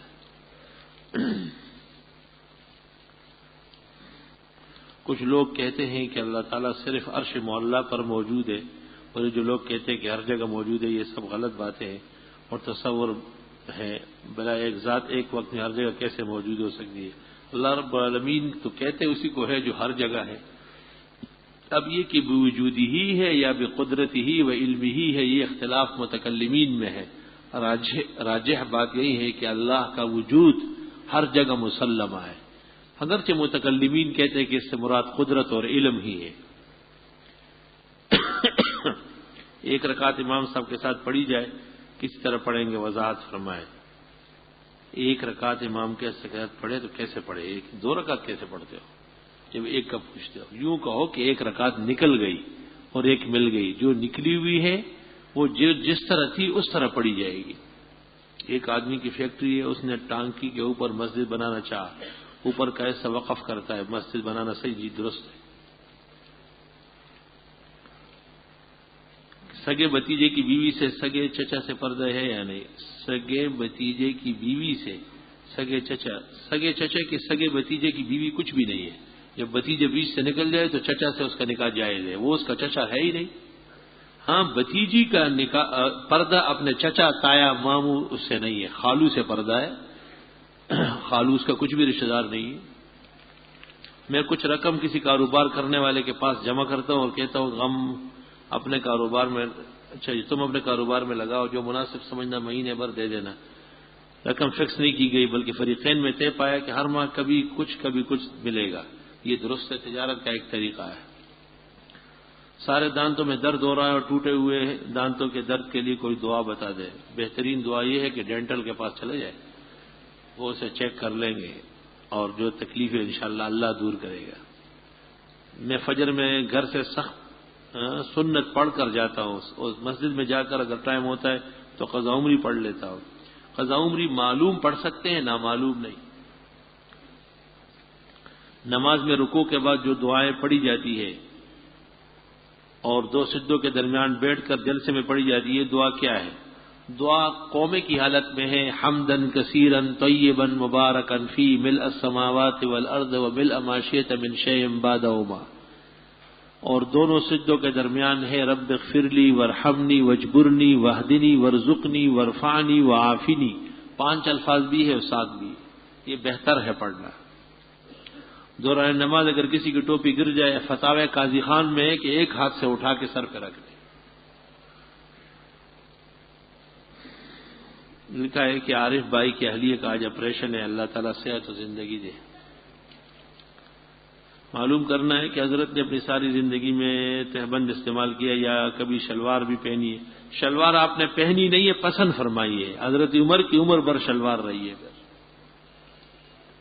پوچھنا یہ کہ عصر کی نماز کا وقت مغرب کی اذان سے کتنی دیر پہلے ختم ہو جاتا ہے؟ عصر کا وقت اور مغرب کی اذان کا مسئلہ نہیں ہے، مغرب کا وقت داخل ہونے سے پہلے ختم ہوتا ہے، یعنی مغرب اور عصر کے درمیان میں کوئی اور وقت نہیں ہے۔ جب مغرب نہیں ہے تو عصر ہے، اس لیے علماء نے اجازت دی ہے کہ اس دن کی عصر کی نماز عین اس وقت بھی پڑھی جا سکتی ہے۔ احناف کے نزدیک نکاح میں 2 گواہوں کا ہونا شرط ہے، اور دلیل یہ کہ حدیث میں آتا ہے لا نکاح الا بشہود۔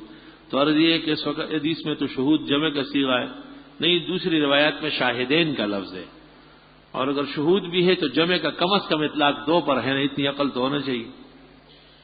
ہاں جناب، عرض یہ ہے کہ کاروبار کے لیے بہت پریشان ہو، اور اگر گھر میں فاقے کی حالت ہونے لگی، اللہ رزق کی وفات نصیب فرمائے۔ 3 عمل شروع کر لے، علی الفور استغفار کی کثرت، رات کو مرد لوگ سورۃ یاسین اور خواتین واقعہ، اور صبح فجر کی نماز پڑھ کر اسی ہیئت پر 70 مرتبہ سورۃ شورى کی آیت نمبر 19 پڑھا کریں۔ انشاءاللہ اگلے جمعے تک تکلیف رفع ہو جائے گی اور خزانے کھل جائیں گے۔ بدعتی لوگ اپنی ایک کتاب کا بڑے فخر سے بتاتے کہ وہ کہتے کہ آج تک کوئی دیوبندی عالم اس کا جواب نہیں دے سکا، یا کسی عالم نے جواب دیا ہے تو اس کتاب کا نام بتائے، اور اگر ابھی وہ نہیں ہے تو آپ دے دیں، کیونکہ میں کاکابر دیوبند ثابت کچھ بات ہے، یہ بریلوی جیل کی کتاب کا جا الحق ہوا بھائی ہوا۔ کیا بات کہ جا الحق کی 35 رد ہو چکے ہیں، 35 رد۔ حضرت مولانا سرفراز خان صاحب کی رائے سنت جا الحق جا الباطل کے رد میں ہے. پوری کتاب مولانا نے لکھی جو ابن تیمیہ کے منہاج السنہ کے بعد امت میں دوسری بڑی کتاب ہے. جو بات کہی بخدا لا جواب کہی. بدعتی کا کیا عقیدہ و عمل ہے کہ اس کا رد ہے؟ اس کا رد تو لڑکیاں بھی کر سکتی ہے. وہ تو ڈکوسلے ہیں اور قبر پرستی ہے اور کوئی عقیدہ نہیں ہے. جس کتاب کا آپ نے نام دیا ہے اس کتاب میں لکھا ہے کہ حافظ ابن حجر مکی نے فتح الباری میں لکھا ہے. طالب علم سن رہے ہیں. حافظ ابن حجر مکی اور ابن حجر اسقلانی میں 400 سال کی مسافت ہے. اور ابن حجر مکی برقات کی مشکات کا شارح ہے. بخاری میں اس کا ایک صفحہ نہیں ہے، لیکن مفتی احمد یار گجراتی اتنا بڑا عالم ہے کہ وہ ابن حجر اسقلانی اور ہیثمی کے درمیان فرق نہیں جانتا. اس کی مثال ایسی ہے جس طرح کوئی کہے کہ نوائے وقت والے نے جنگ میں لکھا ہے. چه خوش گفتست سعدی در زلیخا. ہائے ہائے ہائے، ایسے لوگوں کو بھی عالم کہا جاتا ہے.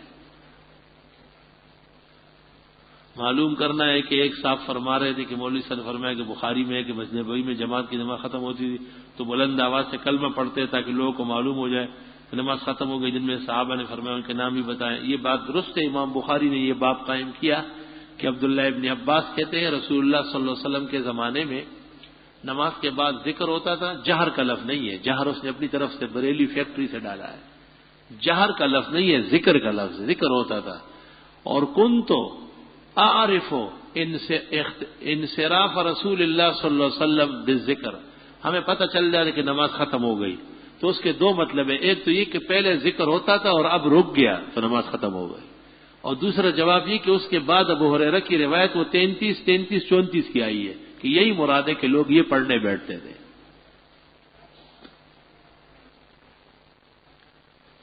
اگر آپ سمجھتے ہو تو جو جواب میں نے دیا انشاءاللہ قیامت تک ابد نشان رہیں گے.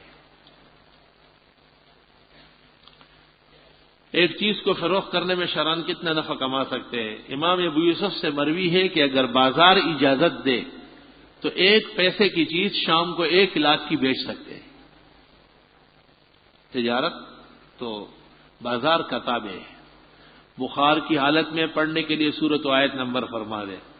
وَلَهُ مَا سَكَنَ فِي اللَّيْلِ وَالنَّهَارِ وَهُوَ السَّمِيعُ الْعَلِيمُ 3 مرتبہ. سورت انعام آیت نمبر 13.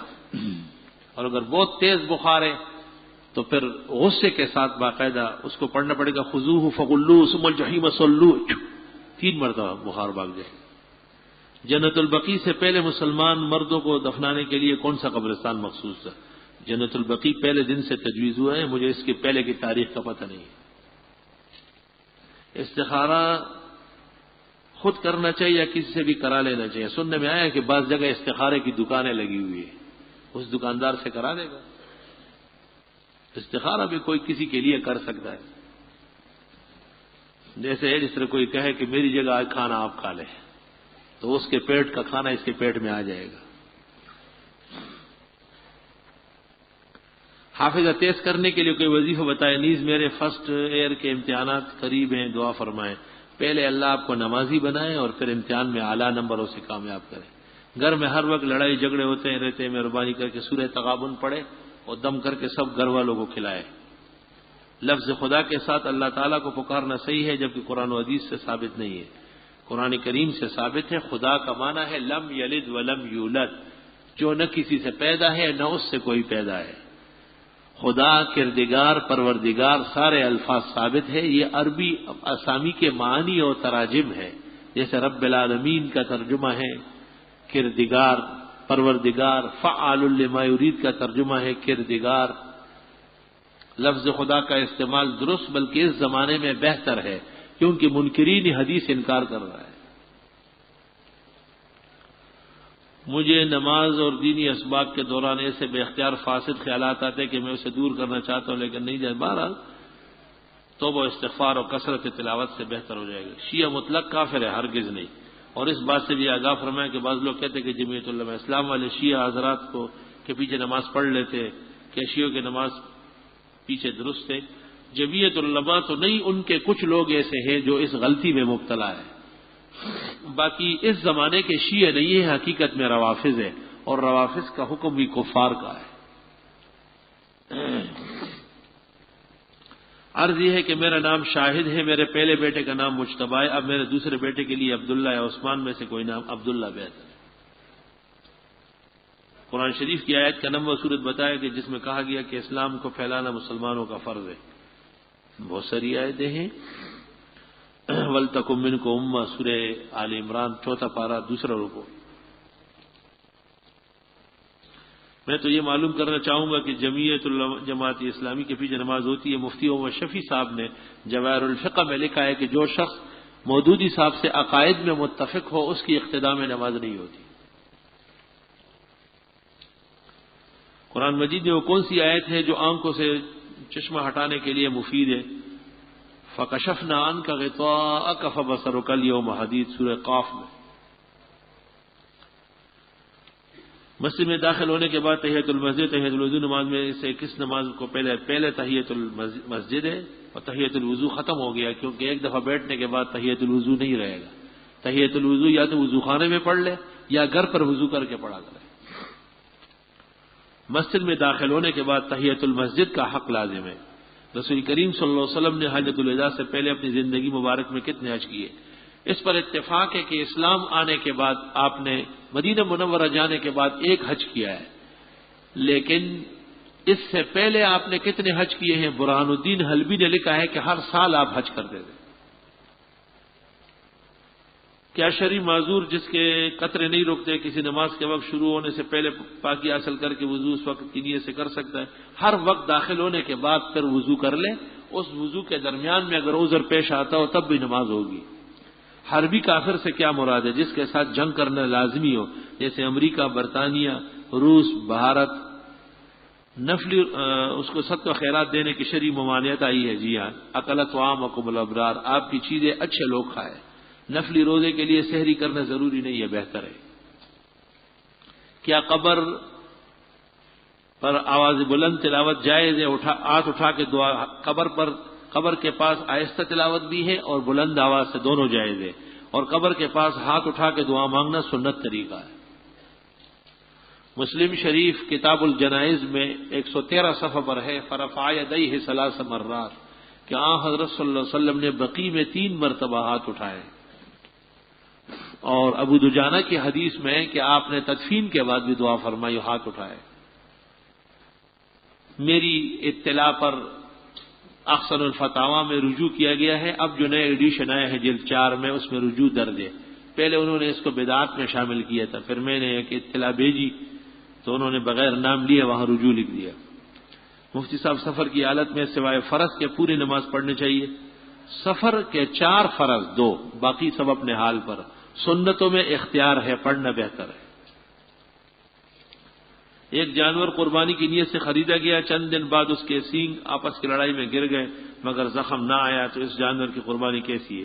سینگ تھے اور اب بالکل گر گئے، جانور معیوب ہو گیا، قربانی کے لیے دوسرا چاہیے۔ افغانستان میں لوگوں کے لیے حج کا انتظام نہیں ہے تو کیا کرے؟ رک جائے، اگلے سال کر لیں۔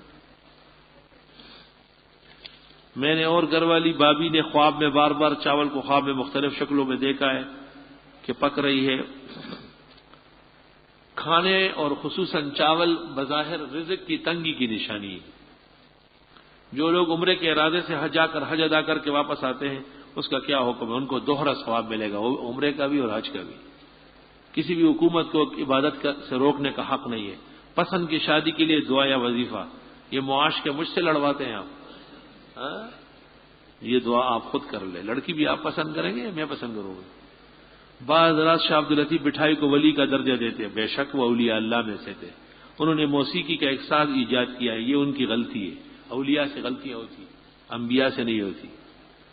شادی کے بعد عورت کے نام کے ساتھ شوہر کا نام لگانا چاہیے؟ نہیں، بددستور خاون کے بجائے باپ کا نام لگے گا۔ ہاں یہ کہہ سکتے ہیں زوج فلان، کم از کم اس میں تو آپ کو بے نظیر سے سبق لینا چاہیے کہ شادی ہونے کے باوجود بھی بے نظیر زرداری نہیں کہلائی، بے نظیر بھٹو کہلا رہی ہے۔ روفی پتنی کی ایک مسجد ہے جہاں اتفاق سے آپ کے شاگرد امام ہیں، وہاں 5 وقت کی نماز ہوتی ہے لیکن جمعہ نہیں ہوتا، وہاں کے کچھ لوگ جو اہل حق ہے لیکن یہ کہتے ہیں کہ جامع مسجد میں نماز پڑھنے کے زیادہ ثواب ہے، لہٰذا کچھ دور جا کر جامع مسجد و جماعت نماز ادا کرتے ہیں، مہربانی فرمائے کہ ان کا یہ فعل صحیح ہے؟ ٹھیک ہے، جب چھوٹی مسجد ہے وہاں جمعے کی ضرورت نہیں۔ آپ کا حوالہ دیتے ہوئے ایک شخص سے سنا ہے کہ گلزار نامی ایک پیغمبر، گلزار، گل خان، خان گل، باز گل، گل باز، 13 پیغمبر ایسے گزرے ہیں۔ تفصیلات کے لیے قاری طیب صاحب کی کتاب معجزات انبیاء دیکھ لیں۔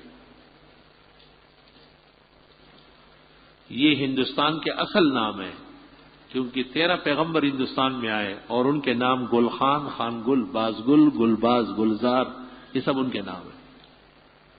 لوگ سمجھتے ہیں کہ یہ پشاور والوں کے نام ہیں۔ کیا نمازی لڑکے کا نکاح بے نمازی لڑکے سے جائز ہے یا نہیں؟ یہ جو گل احمد نام رکھا یہ پشاور کے رہنے والے ہیں۔ نمازی لڑکی کا نکاح بے نمازی لڑکے سے جائز ہے، بہتر نہیں ہے، کیونکہ بے نمازی لڑکا مسلمان ہے، کافر نہیں ہے، اور مسلمان سے نکاح جائز ہے۔ نبی پاک نے کبھی بے نمازی کا نکاح پڑھایا ہے؟ نبی پاک کے زمانے میں بے نمازی نہیں ہوتے تھے، کم عقل۔ صحابہ جیسے اولیاء بے نمازی ہوتے تھے۔ انشورنس کا کاروبار جائز ہے ناجائز؟ چیزوں کی گنجائش ہے، ویسے ناجائز ہے۔ ٹیلی فون پر نکاح پڑھانا جائز نہیں ہے، اطلاع درست ہے، یعنی اطلاع پا کر کے وہ 2 آدمیوں کے سامنے ہاں کر لے، نکاح ہو جائے گا۔ محرم میں نیاز کرنا یا کھانا جائز ہے؟ محرم تو بہت دور ہے، آپ ابھی سے کھانے کے پیچھے پڑ گئے۔ محرم کے رسوم بدعات ہے اور روافض اور بدعتیوں کی بنائی ہوئی ہے۔ غیر مسلم کے سلام کا جواب صرف والد کے ساتھ دے سکتے ہیں۔ میرا چھوٹا بھائی جس کی عمر 12 سال ہے، رات کو سونے کے دوران 2 سے 3 مرتبہ پیشاب اپنی جگہ میں کرتا ہے۔ سورۃ والعصر، عصر اور مغرب کے درمیان میں پیر یا بدھ کے دن لکھ کے لگا لے، گلے میں خیر ہو جائے گی۔ بدعتیوں سے نکاح جائز ہے یا ناجائز؟ جن کے 3 عقیدے ہیں، بشریت کے منکر، ولی یا نبی کو غیبدان سمجھتے ہیں، یا حاضر ناظر، وہ کفار محض ہے۔ ان کی اقتداء میں نماز نہیں ہوتی، نہ ان کے ساتھ نکاح جائز ہے، ان کا ذبح کیا ہوا جانور بھی مردار ہے۔ تقلید کرنے پر کوئی کتاب جس میں قرآن و حدیث، مولانا تقی عثمانی کی کتاب ہے، تقلید کی شرعی حیثیت، اچھی لکھی ہے۔ محقق الاثر مولانا سرفراز کی کتاب ہے الکلام المفید، اردو زبان میں، وہ بھی دیکھ لے۔ اگر پتہ نہ ہو کہ جگہ پاک ہے یا نہیں تو نماز پڑھنے چاہیے، اصل چیزوں میں پاکی ہے، بسم اللہ کر کے پڑھ لے گا۔ میں نے آج پہلی بار آپ کا بیان سنا اور زیارت کی، اپنی کوئی بہترین تصنیف کا نام بتا دے۔ میں کیا اور میری تصنیف کیا، میں تو ایسے کمزور آدمی، چھوٹی چھوٹی کتابیں ہیں، کتب خانے والے سے پوچھو۔ گزارش یہ کہ اگر کوئی شخص آج کل تبلیغ کی مخالفت کرتا اور کہتا ہو کہ اس کا کوئی ثواب نہیں، تو ایسے شخص کی اقتداء میں نماز ہوتی ہے۔ یہ کہنا کہ تبلیغ کا کوئی ثواب نہیں، اول درجے کا کاذب اور مفتری اور تہام ہے، جہنم کا ایندھن بننے والا ہے۔ تبلیغ حق جماعت ہے، اہلیان حق کا عمل ہے۔ تبلیغیوں میں کمزوریاں اور غلطیاں ہیں بے شک، لیکن تبلیغ کا انکار کرنا دین اسلام کا انکار ہے۔ ایسے شخص کی اقتداء میں مسلمان کو نماز نہیں پڑھنا چاہیے۔ یا عیسائی نے متوفی کا الارض، متوفی کا معنی حقیقی یا معنی مجازی ہے؟ یہاں معنی مجازی مراد ہے نا، حقیقی مراد نہیں ہے، جس طرح او لامستم النساء میں مجازی مراد ہے۔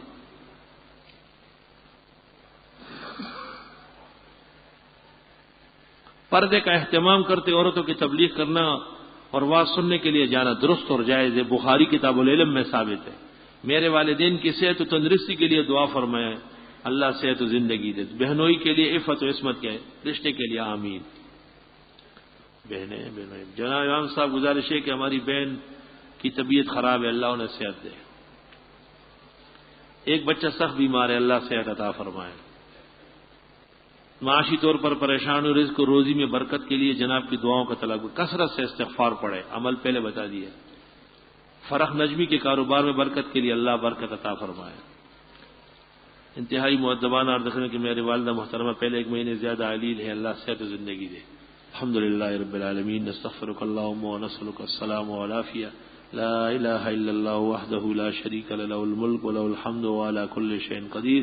خدایا جن دعاؤں کے لیے کہا گیا سب دعائیں قبول فرما، جن کے ہاں اموات ہوئی ہے بخشش فرما، جن کے ہاں بیماران ہے صحت و شفا عطا فرما، جو پریشان حال ہے مداوا عطا فرما، جن کے رزق میں دقت ہے اپنی نصرت و امداد کے خزانے نصیب فرما، جن کی دعائیں رکی ہوئی ہے بامراد فرما، دعائیں قبول فرما، تمام مشکلات حل فرما، ملک و ملت کی حفاظت فرما، پورے عالم کے مسلمانوں کو باہم یکا اور ہستی قائم کرنے کی توفیق رفیق فرما۔ صلی اللہ تعالی علیہ وسلم۔